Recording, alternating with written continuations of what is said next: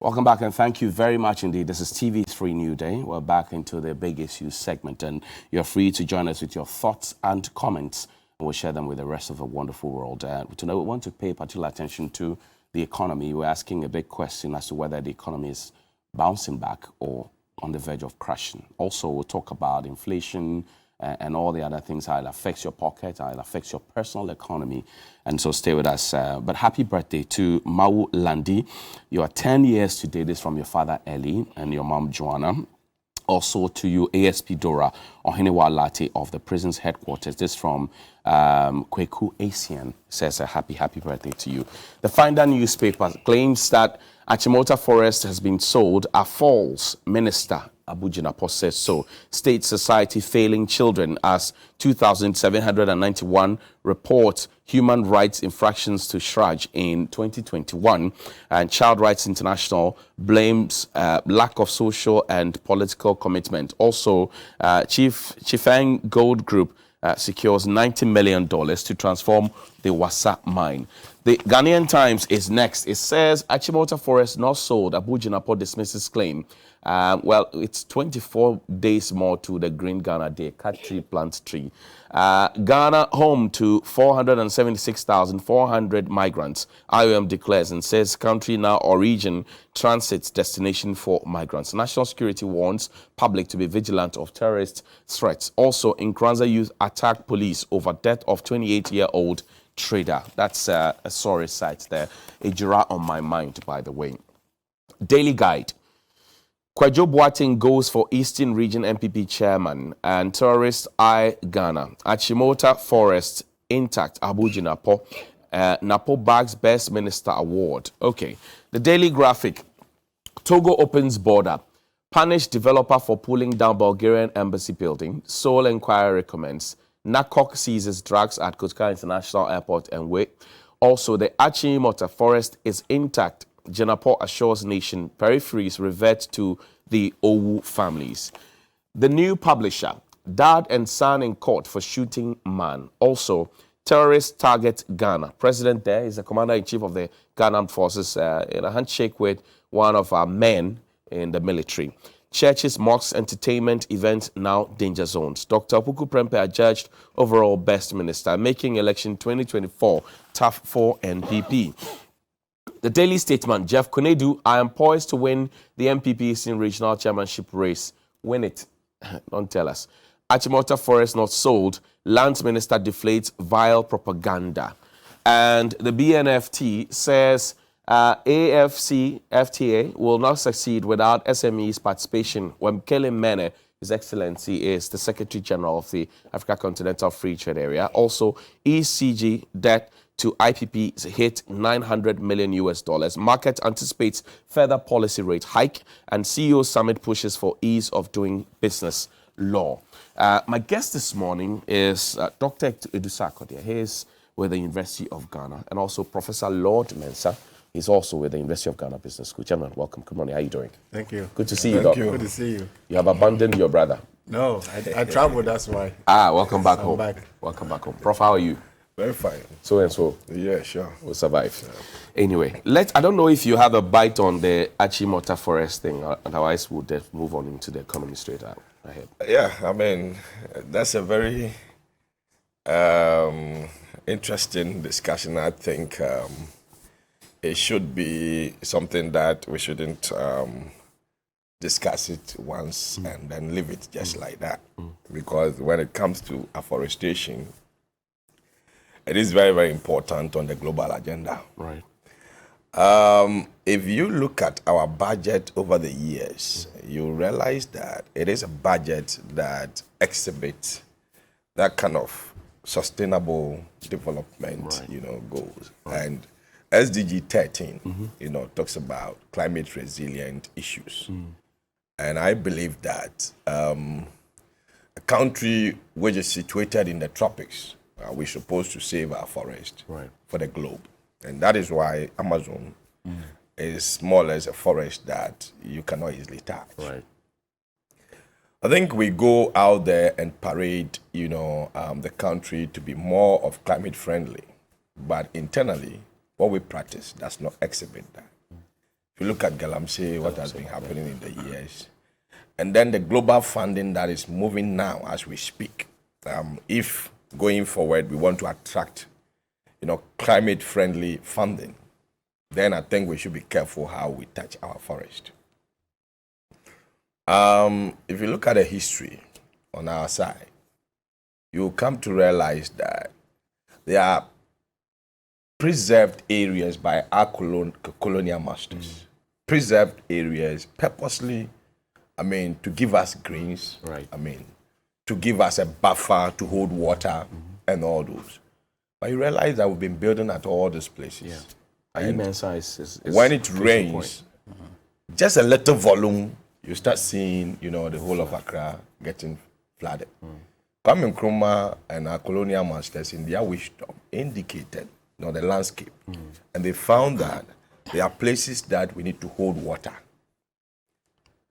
And so, for me, when you are touching nature, I'm really, careful about it. Right. Because of the nature that, the orientation of the globe now.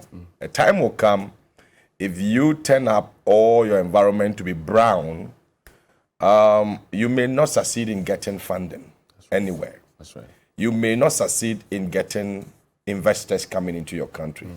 Because the global funding is growing into climate-friendly areas to the extent that now when you are going into a project, national project, in your feasibility studies, your business plan, it is required that you indicate the possible, negative environmental spillovers that you may exhibit as a result of it. If you indicate that you're going to, have that negative environmental effect, then you may have to make room to restore it. Right. I think recently we did an exercise, tree planting exercise in this country. Last year. Well, there is a concept that in the advanced world, the countries that are, the belief is that we live in a biosphere, a global village, kind of. And so when you are destroying the environment elsewhere, the highly industrialized countries, you are destroying the environment somewhere, you raise funds to come to the tropics and then come and plant trees, right? And ensure that you replace whatever you are destroying there, which is kind of to neutralize, the possible carbon, emission that you have in the atmosphere. And so it's something that we really have to be careful.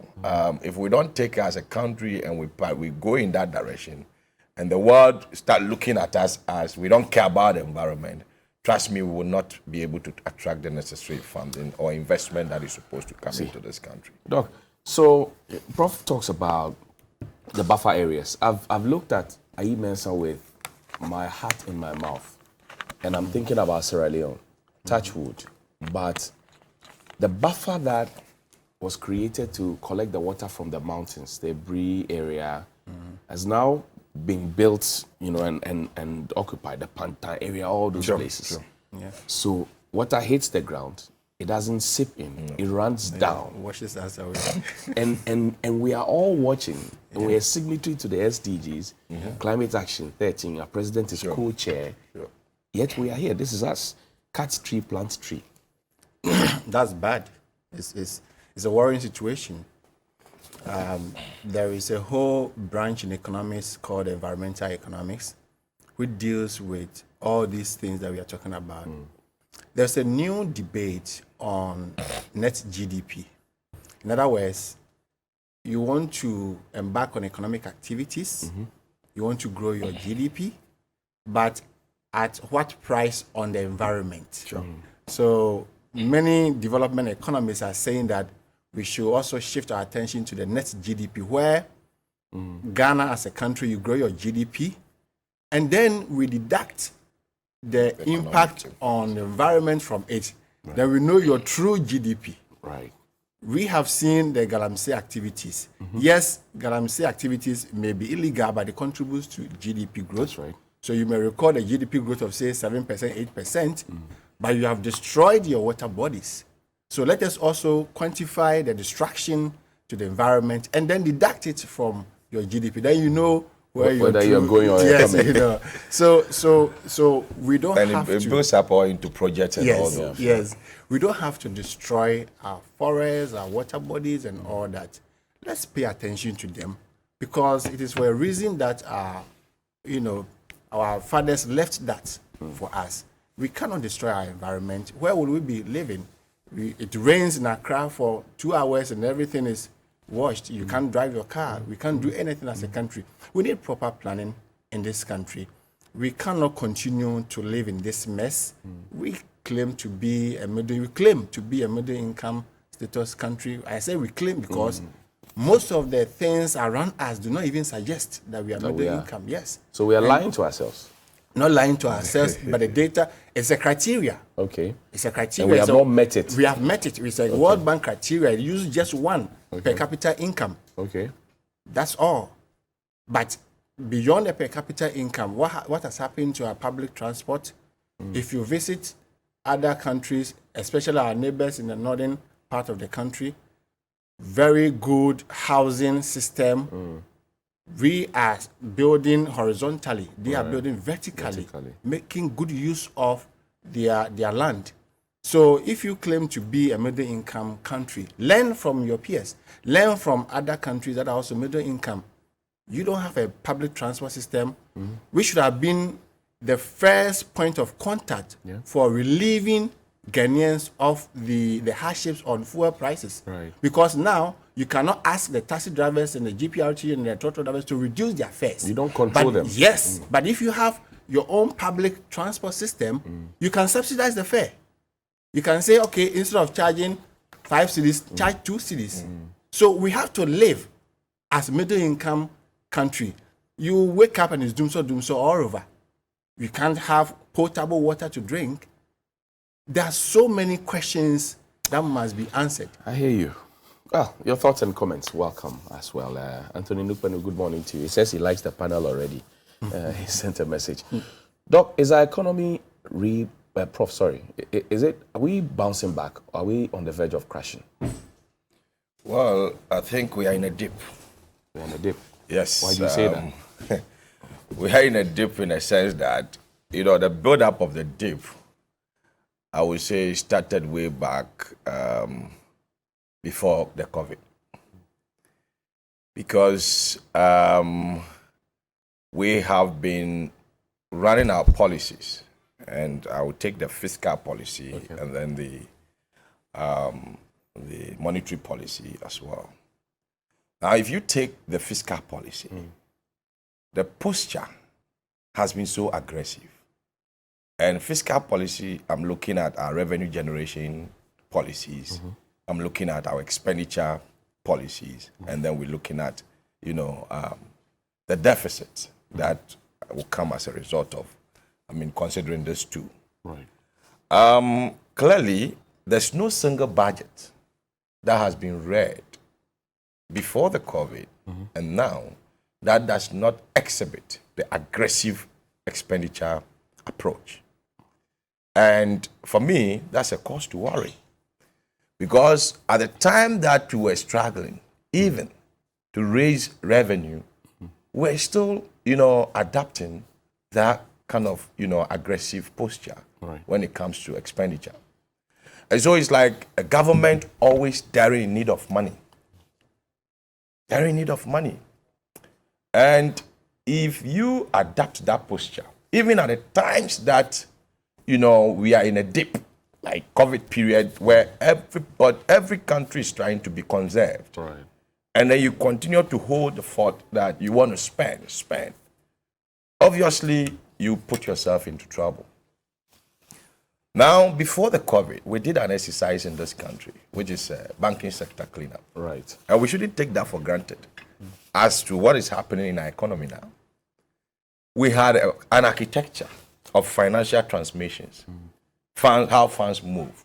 So deficit units of the economy have access to, funds through the surplus channels. And that structure was collapsed completely because we had a situation where about 7 banks, or let's say 6 or 5, CBG, CBG were put together. So Now, these seven banks, if you disintegrate them, the coverage when it comes to funds transmission, you don't take it for granted. And how they grow down to the local economy, we don't joke with it. So we brought them together, and clearly, if I tell you the outreach of CBG is within the triangular, economic structure of the country, which is doesn't go Accra, down to the rural, Kumasi, and then Takoradi. It doesn't go to the rural Not at all. places. So funds flow has become a problem. Liquidity has become a problem. And effectively, building up on this, our monetary policy approach has been, let's target liquidity. So it's like, okay, fine, inflation is going up.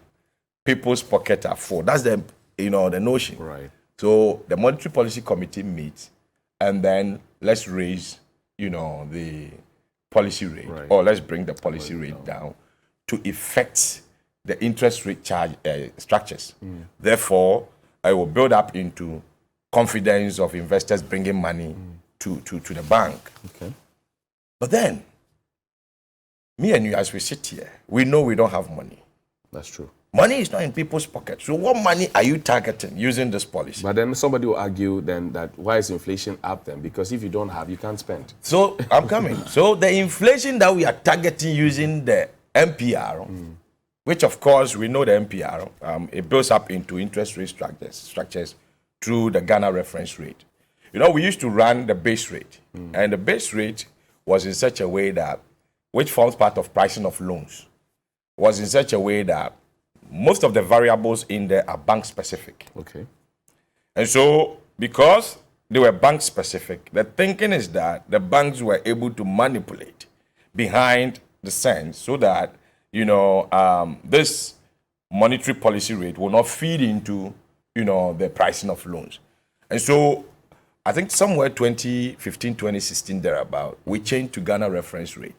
And the main indicators in the Ghana reference rate is the monetary policy committee rate, and then the treasury bill rate. And these are more or less one-to-one impact that we are looking at. So immediately, the monetary policy rate changes, we expect the Ghana reference rate to change, and then the premium that, if someone is coming to borrow, you look at his credit risk profile, and then add on to it across the banks also comes So up that you to it. reduce non-performing loans. Exactly, possibly. So effectively, we are targeting something that does not exist using the monetary policy rate. Oh yes, because there's no money in people's pocket. There's no money that banks are transferring across. Banks are not even comfortable with individuals and then businesses. They are comfortable with the government. So effectively, the signals are that there's no liquidity for you to use the MPR to target that liquidity. But then inflation that we are talking about here is an inflation that is imported. Imported inflation? Yes. Because we import everything? Yeah, exactly. So the prices that you see on the market are not prices that are locally built. Somebody will say, okay, fine, what about cocoa and then all those things that are produced locally? We call something economics and finance, relative pricing. If you are selling cocoa, you will pick a car to go and sell the cocoa at your location. When you pick it, transport fares has gone up. When you start selling the cocoa, you shoot the price up to cover you up as in your what? Your commutation. Yeah. So effectively, that relative pricing is likely to build up in there. So I ask myself, what are we targeting with this monetary policy rate that the committee will meet every now and then, increase, and you realize that it is not what making price. Are you suggesting that the committee has lost touch with the reality on the ground? They have not. They have not. I think the focus has been on government business. Okay. Because I see the policy rate having more impact on the treasury bill rate and rather helping the institutions to invest with the government. Okay. Even that one, the signals on the ground, over the past, I think, 1 year or so, government has been missing its, treasury bill targets. Right. So government decide to go and raise 1 billion, and they won't get it unless they raise interest rate. So what is happening now is that if you have investors who, government investment is normally the safety, the last resort. So until the economy shows that kind of, promising that investors may be confident in, they always resort to the government. So at a point where investors are shying away from treasury bills, it should tell you that the economy is not good. But Doc, so the deputy Because finance these minister, investors have the technical know-how to see into the future. So the deputy finance minister, Abna Sari, had indicated that e-levy comes in, and one of the areas to bounce back is to industrialize heavily, so that this imported inflation you talk about will become a thing of the past. Is she speaking in a long-term, ideology, a mid-term, or a short-term? Because it doesn't look like over the past 4 years, the factories that government claims to have put up have really helped us to reduce this imported inflation we talk about. That's a very good question. You see, I always make a statement. I don't know whether you follow me on Twitter or not, that the inflation control is in our manifestos, the political party manifesto. Right. That is where the control is. Because all the policies that are displayed in these manifestos, I mean, both political parties, clearly gives you the direction that if we follow it through, it should be able to control inflation. Right. Let's take, for instance, 1D, 1F. Let's take, for instance, planting for food and jobs. That's why I mentioned the fiscal policy failing. We ask ourselves, where are we spending, right, in our agriculture sector to the extent that it will make the typical food that we can grow in our system, available to the market? So if you're doing planting for food and you are not targeting maize, and now there's a policy I read this morning that government has halted all maize export. And, Right. They did it, this is the second but time it's been were done. we exporting any maize to a certain quantum that will affect the economy in a way? We need to ask those questions. So effectively, I'm telling you that if you go into the portfolio of our food importations, I heard the vice president talk about, recently, because of the Ukraine war, that is why food prices are going up. Fertilizer and wheat and all of that. Exactly. But wheat, how many people consume wheat? And even if we are using it for flour, does our environment support wheat growing or not? So planting for food and jobs, for the past 6 years, what has it been doing? Okay. Now, if you have maize on the market, and you have rice on the market, and wheat is on the market, I mean, there are options.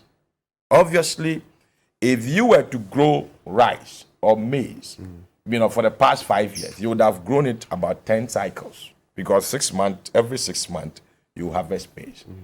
Coupled with a policy of building warehouses across the country, you should have, stuffed these houses in silos of what? Maize. Which at this time that there's a shortage, we have, them coming to the market. There are great people say the warehouses are empty because there's actually no food to store. Exactly. So that means that our fiscal policy, the expenditure that we are doing, is not hitting on target. I hear you. Let me bring Doc in. Doc, so let's begin this way. You're a teacher of economics. Guide us. When do we say inflation? What should it mean to the ordinary Ghanaian? Inflation. We hear inflation, we hear GDP, we hear this, we hear growth, we hear this. People quote all those things. Then the people are confused. Yeah. What does inflation mean? Well, it's just like driving a car, and we are talking about the speed of the car. So inflation is the speed with which prices increase. Okay. And then when the statistician mentions that inflation rate is this, he's talking about the average for the country. Okay.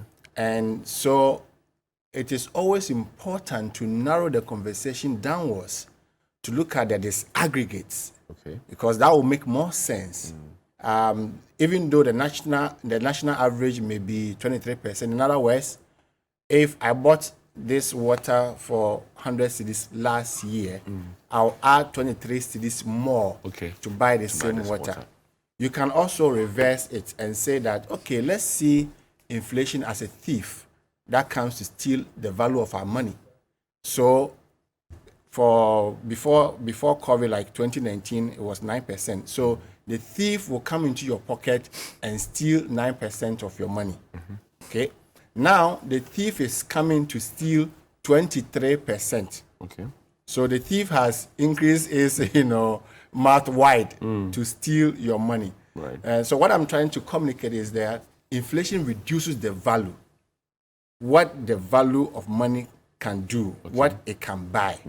And I was making a point that, well, maybe the national average may, confuse a lot of people. So let's narrow the conversation downwards to the disaggregates. Okay. So you look at, our brother talked about food. So there's a food inflation, there's non-food inflation. Right. Food items, within the food inflation, the number one item is fat and oil. So if you are somebody that consumes more fat and oil, use more fat and oil to produce your goods, you see that inflation will hit you more than and that's what we need in the tropics because of the sun. So fat and oil is number one. Then number two is water.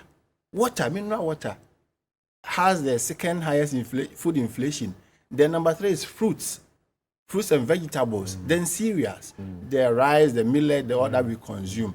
So these are the things that concern the people watching us from home, which we call the personal inflation. Okay. And I think the Ghana Statistical Service has done very well.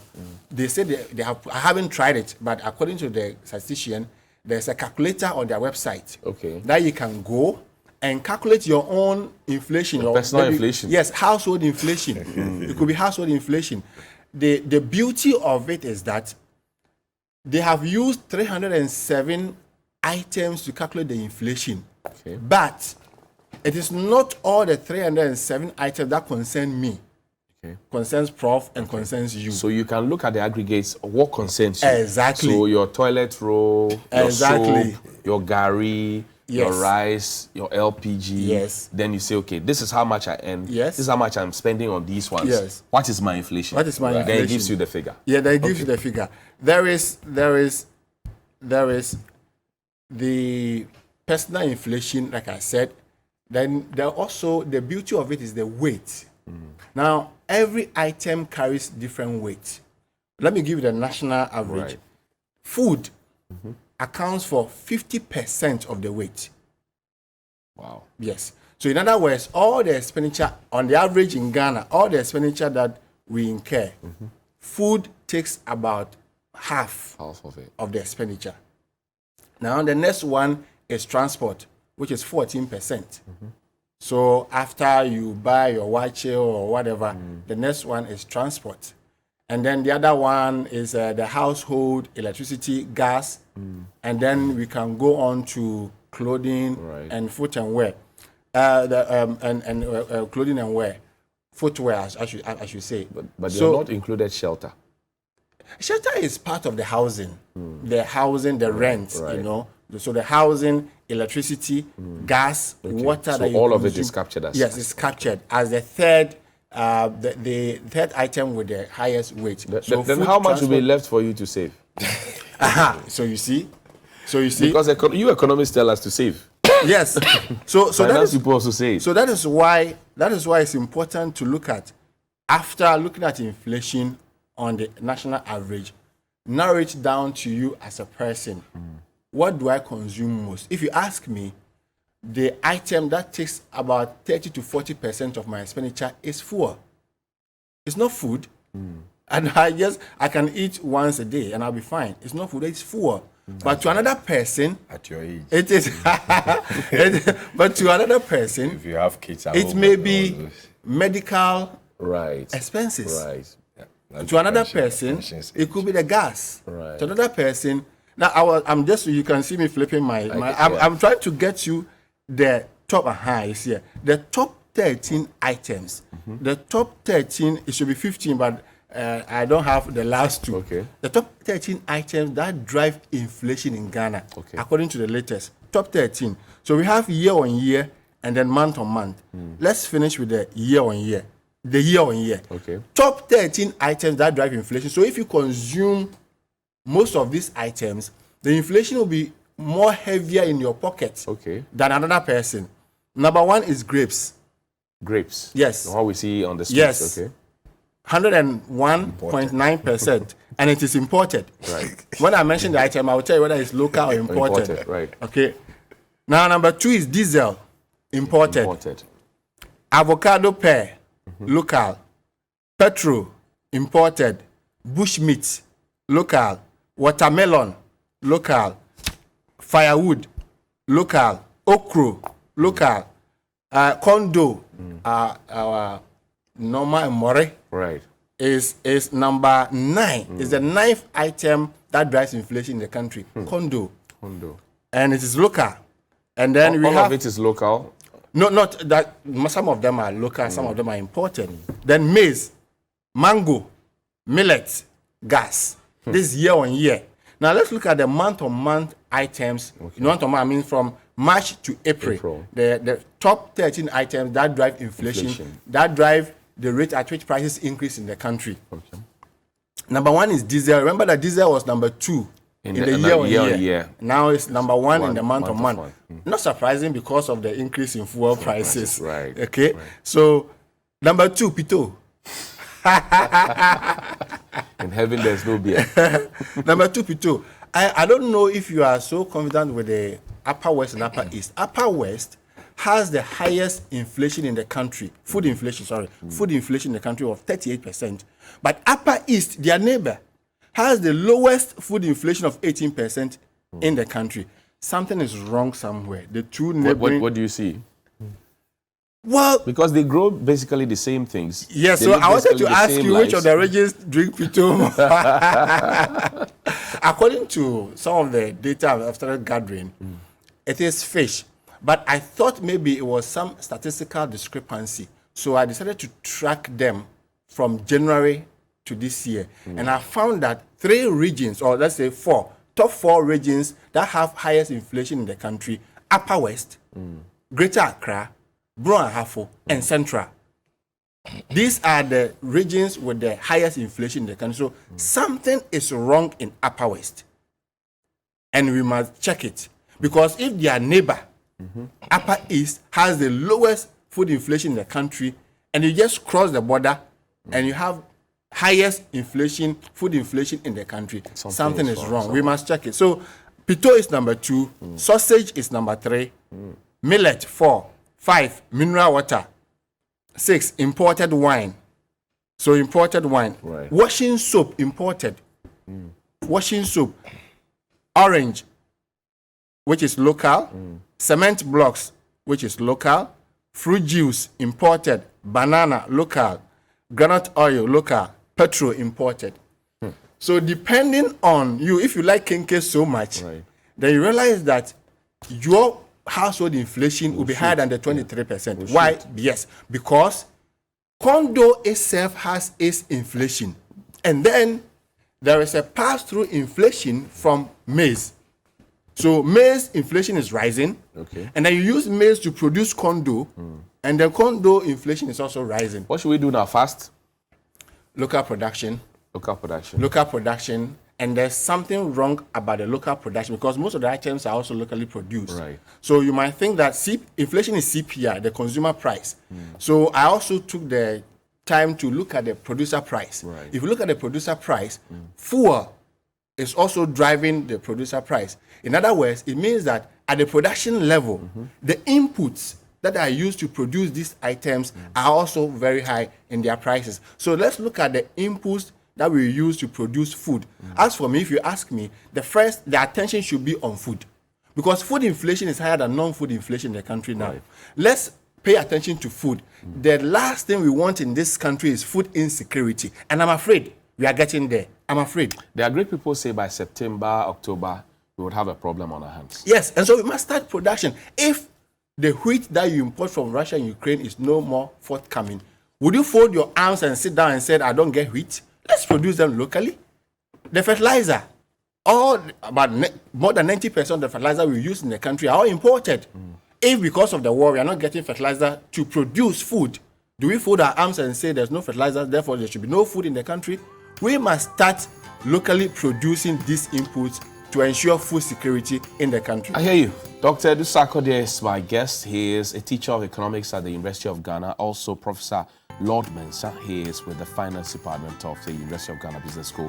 When we return from the break, we'll get into a JAPA deal. We'll ask whether it's still necessary at this time, at this moment, when we are talking about all the issues you've heard them talk about. And the president is on record to have quoted that he inherited an economy with 3.4% growth. He took it to 7%, but COVID disturbed everything. When we return, we'll interrogate that as well. See you after the break. Welcome back. It's TV3Newday, and thank you very much for staying with us. Thank you to Sona Fashions in Tamale for my outfit. Call him 0246 590162, 0246 590162. There in Kokoba, they deliver across the globe. My guest in studio, Professor Lord Mensah. He is with the Finance Department of the University of Ghana Business School. Also, Dr. Dusa Kodia. He is a teacher of economics at the University of Ghana. Gentlemen, welcome back from the break. So let's quickly wrap up the conversation, the inflation. Yes. Before the break, we're talking about year on year, month on month. Yes. Let's bring it home. Yes. Let's assume this is our dining table. Yes. So, like Or I our said, kitchen slab. yes. So it depends on the weight of the items on your expenditure in individual, household. So if you go to a typical home, let's look at what happens on the dining table. What items do you find on the dining table? Right. Water, bread, milk, Sugar. all these items, fruits. You want to eat cocoa, condo.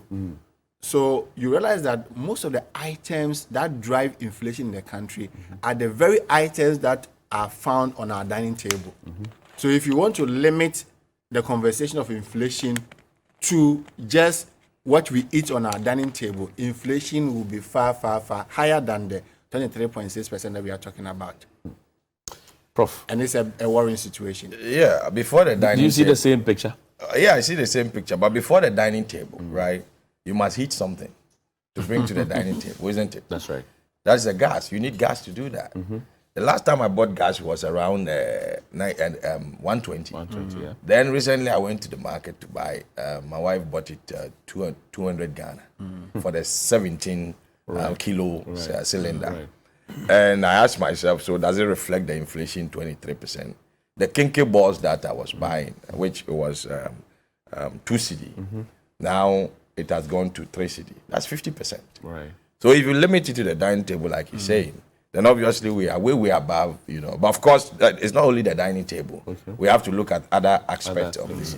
of the living. I mean, that will contribute to that.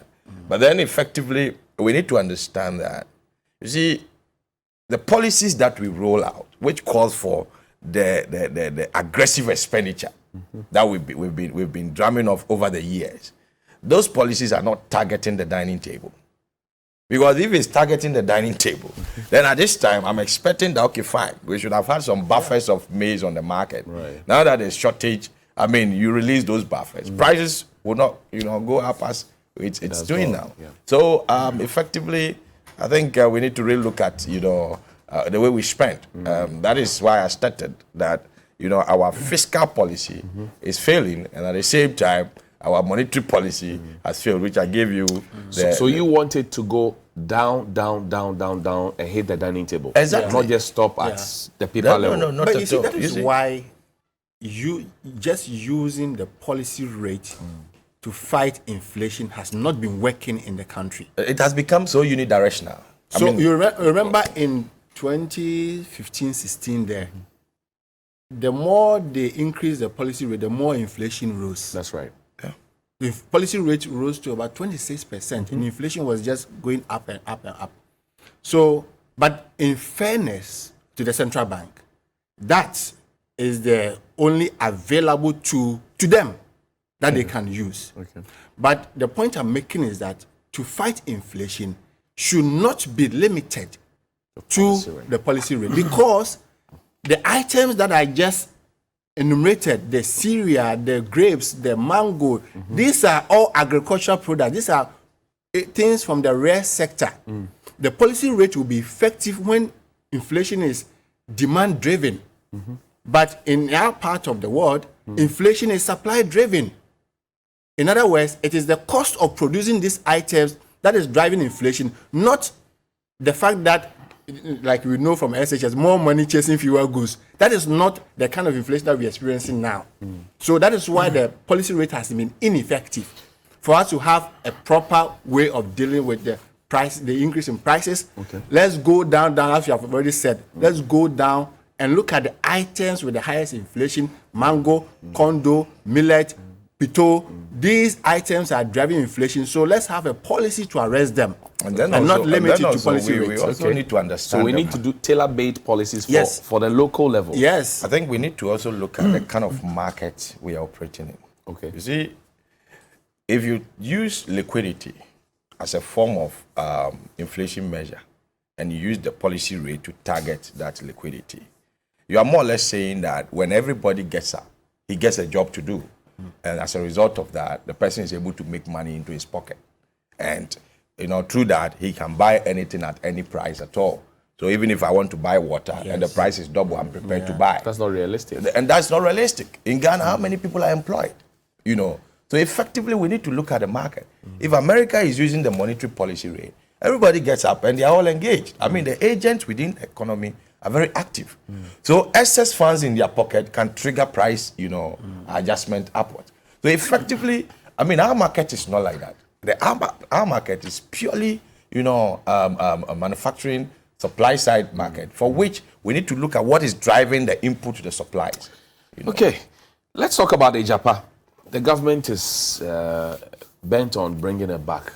And the last time we tried, we bent our fingers. Transaction advice went bad. We literally signed it off on a non-existent law, according to Martin Amidu's corruption risk assessment. The deputy finance minister, who is now a minister of finance of the state at the presidency, Dr. Charles Edubuahin, took decisions that was not within his power. It was the chief director's power. He took it. All those issues have not been addressed, by the way. And we have not been told whether or not the transaction advisor has refunded the monies. Because if I pick you or Professor Mensah to advise me on a purchase of this and you give me wrong advice, and it turns out that it was wrong advice and I couldn't go through with it, obviously you don't deserve the paycheck. Well, not at all. But nobody has refunded the money. We have not heard anything. Yet the government now is repackaging the Ejapa deal to bring it forward. Is it necessary at this time, Prof? Well, if you ask me about Ejapa, I will look at it from a bigger picture. I mean, looking at the economic, importance of it, and then looking at the financial, benefit that it will give the country. Like you said, let me correct this on the final transaction advisory thing. Right. Normally, for transaction advisory, the payments are in phases. Okay. So you cannot say, fine, you're doing a consultancy, and in the end, all the monies that is due you has been paid. I mean, it's based on deliveries. So maybe the first part, you receive 10% for indicating the inception report and all that. Then you go further. So I don't know the terms behind that kind of payment. But let's put it the that advisor leads us into a ditch. Exactly. Then effectively, let's are we put, paying the advisor for? Exactly. Let's put, then the advisor may lose, the second part of the payment. Okay. But then in the end, let's put that aside. You asked of the timing. Is the timing important now? I will say that no. And it's a blunt no. Ejapa should not come back. Not at all. Why not? Right. Because the finance minister has never given any economic justification for the Ejapa, apart from insisting that, we should go ahead with it because it's not a good sign that we should abort it completely, but rather we should go ahead of it. For me, I don't see it to be an economic justification of a deal of that sort. Secondly, we are managing an economy which is for the people, and that has that kind of social undertone. Looking at the posture and then the packaging of Ejapa, it gives a signal as if the goal that we have is more or less for a corporate entity. So we are engineering to get an upfront fund, more or less, and then once we get an upfront fund, if you want to do analysis, the finance minister should be able to tell Ghanaians that when we get the upfront fund from the Ejapa deal, this is what we are going to use the money for. And these are the possible benefits that the country will generate from it. As compared to if you are to wait, right, and use the funds or the proceeds that comes from your good, what do you call it? Resources. Your good resources. So effectively, this comparison are not clear. So that aspect of, economic justification is not coming out. It's more emotional. It's more emotional and ego-driven than, looking at it holistically and say that, and when we go into the deal, we're going to get $1 billion. And this $1 billion can be invested in these areas of the economy. And these are the possible proceeds that can come out of it. But if you wait, right, and tap into your proceeds of the gold resources over the years, you will be slow in achieving these cash flows. And so, therefore, weighing the two, we're going in this direction. That feasibility is not clear to me. So, effectively, I wasn't expecting Japan to come back. Again, e-levy has come. Right. And e-levy is more or less, for me, a replacement of a Japan. Why do you say that? You have your human resources that you are tapping their activities, right? You levying their activities, the transactions that they make. And then you have a natural resources deposited as gold. Right. Now, at the time that, we're looking at a Japan deal, it was more or less the country was desperate in need of money. And then also the signals were clear that we are getting more or less, I don't know how to put it, but the Eurobond market, where we raise the billions of dollars to offset, existing debt and get some proceeds for development in this country, we're getting to a point where the investor community have started shying away from us. So at that point, let's look for alternative of raising money. And so, in a form of engineering, like should I call it economic engineering or financial engineering? In a form of engineering, let's see how we can collateralize some of these our natural resources and get upfront funds, and then in the end, we use it for the purpose that the Eurobond could have given us. But now, I think we find it difficult going into the Eurobond market, and so one of the justifications of the e-levy was to get a replacement of the the Eurobond market, the funds that we get from the Eurobond market. So effectively, the timing for me is wrong because if not now, when?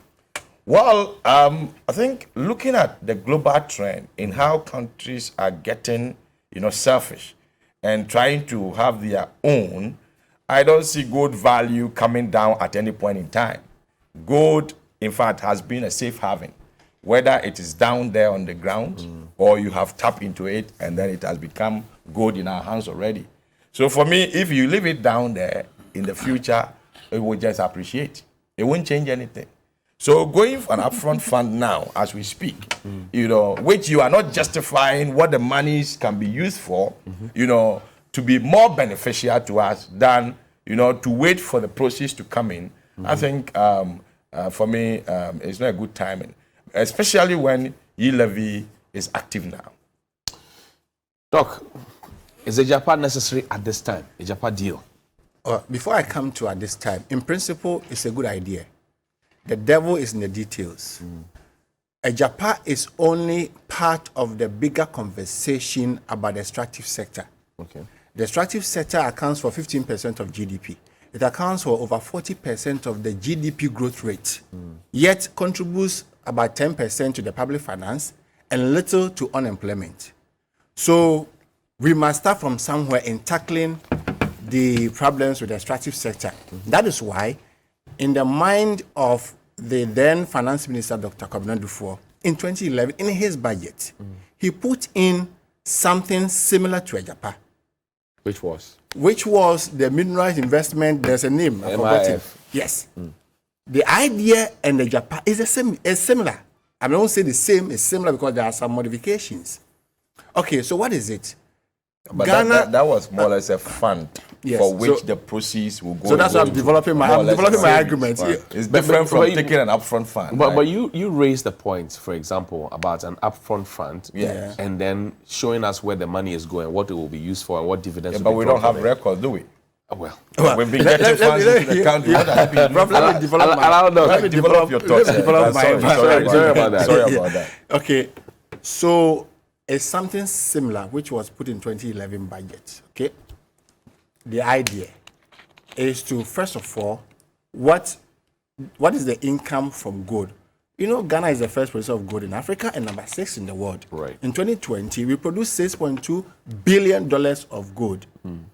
And Ghana got only 640 million, less than 1 billion. So something must be done. So what he did first was to increase the royalty rate from 3% to 5%, because that is what you're going to leverage. But then you float shares locally. I'm talking about what was contained in 2011 budget. So you leverage the royalties rate increase from 3 to 5%, because that's what you're going to leverage. And then you float shares, you set up that special vehicle, purpose vehicle, you float the shares locally, and you allow Ghanaians to purchase the shares. And one of the things that I found so interesting about that principle was a golden share. The fact that government should have golden share. In other words, the government can anytime decide to take full ownership of that particular fund. But this one doesn't look like that. That is why I'm saying this one has offshore accounts. That is why and I'm everything saying. else. That's why I'm saying the idea is good, because both from the NDC's budget and the MPP's budget, they have something similar. Right. The devil is always in the details. So we can, first of all, agree that we need something like that, because the existing public debt is so high that the government cannot continue to borrow. We need to look internal or look at other ways of raising. And then if Ejapa, if we can get rid of all these noises around it and it succeeds, Ejapa can borrow on its own balance sheet and then give to government, just like what Cocoa Board has been doing. But you see, Doc, the question about, and that's what Prof asked, we have been borrowing. Yeah. Where is the report card, or where's the scorecard? So the people in Adansia Kroche, the people in Obuasi and all of that, right. what is their situation? Yeah. Compared to what is happening in South Africa? Yes. What's their situation? Yes. The people are asking the questions that, okay, so far you have mined hundreds of years. Yes. There's nothing to show. Nothing to show. Now you are coming to securitize what we have now, and then we lose it forever. You take a bulk sum, and we get nothing to show for it. So the people are asking those questions, and the people are saying, okay, what's this offshore account? 3 or 4 people somebody, taking 49% somewhere. This one, if the thing is supposed to be for all of us, why are people already grabbing it? Like Martin Abidu says, state capture. Yes. Why is it? We are debating Ejapa just like we debated the e-levy, and I was always on the point that the e-levy idea was good.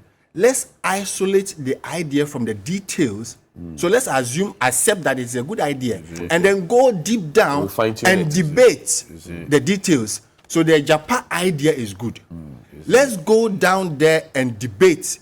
Or Prof raised the issue of what is economic justification. It's a brilliant idea. So the finance minister, I'm sure he's listening, and is listening to Ghanaians to see the thought of Ghanaians. Ghanaians are asking. Is that your view? Because I remember that yes, in the seventh parliament, the NPP side had 169 seats. The NDC side had 106 seats. I remember the NDC side walked out when the vote was put for Ejapa because of some of these questions that have been raised here. The NPP went ahead and passed it, and even got the president to assent to it. Okay, but now they don't have the numbers on a non-existent law. Policies are going. That's how grave it was. Yeah. That the president even assented to it on a non-existent law. Yeah. So there was a certain rush.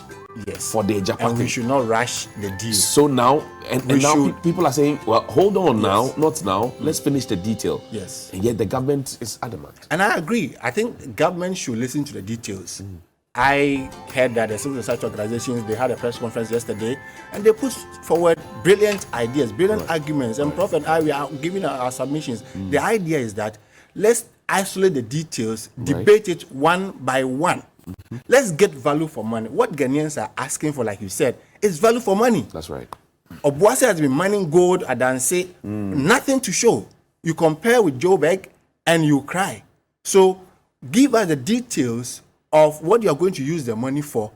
There's a portion going to local development. I have heard about 20% going to the mining communities for their own development, which is good. If we can have all these details, debate it, they shouldn't rush it. Let's debate it. Listen to civil society organizations, listen to Prof, listen to those of you in the media, listen to myself, and then we can shape it. Yes, the e-levy was shaped and arrived at 1.5%. So let's debate and shape it because the idea is good. It's good.